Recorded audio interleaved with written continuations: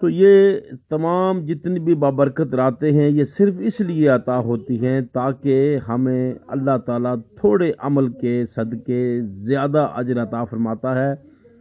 نوافل پڑھیں، دعائیں مانگیں، عاجزی کے ساتھ، گڑ گڑاہٹ کے ساتھ تسبیحات کریں تاکہ خدا تعالیٰ یہ جو آج کل حالات بنے ہوئے ہیں انہیں ہمیں چھٹکارا دے۔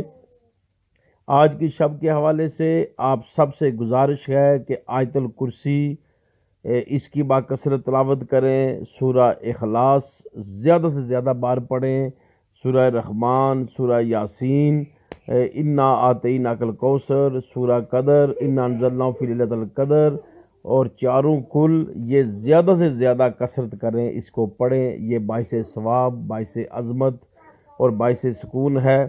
اس کے ساتھ ساتھ تسبیحات میں یا حفیظوں کی تسبیح باکثرت کریں۔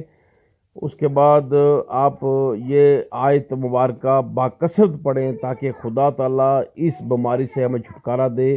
انی مسنی یضر وانت ارحم الراحمین، انی مسنی یضر وانت ارحم الراحمین۔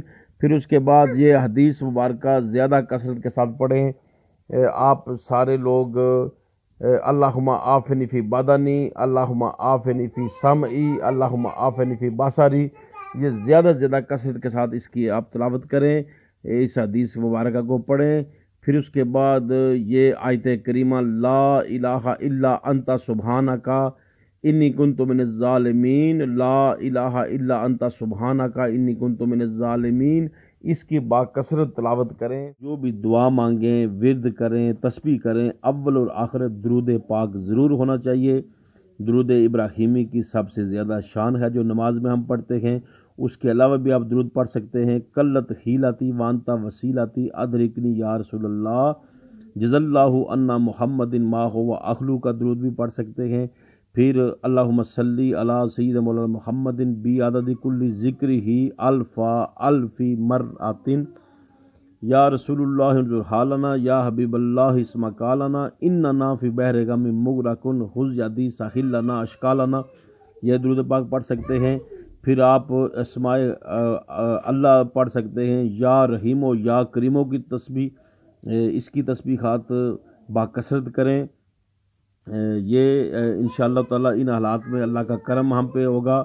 یا حفیظوں کی زیادہ تسبیح کی جائے، بیماریوں سے بچاتی ہے، مصیبتوں سے بچاتی ہے، پریشانیوں سے انسان کو محفوظ رکھتی ہے۔ یا رشیدو اگر پڑھیں گے تو خدا تعالیٰ ہدایت دے گا، روشنی دے گا۔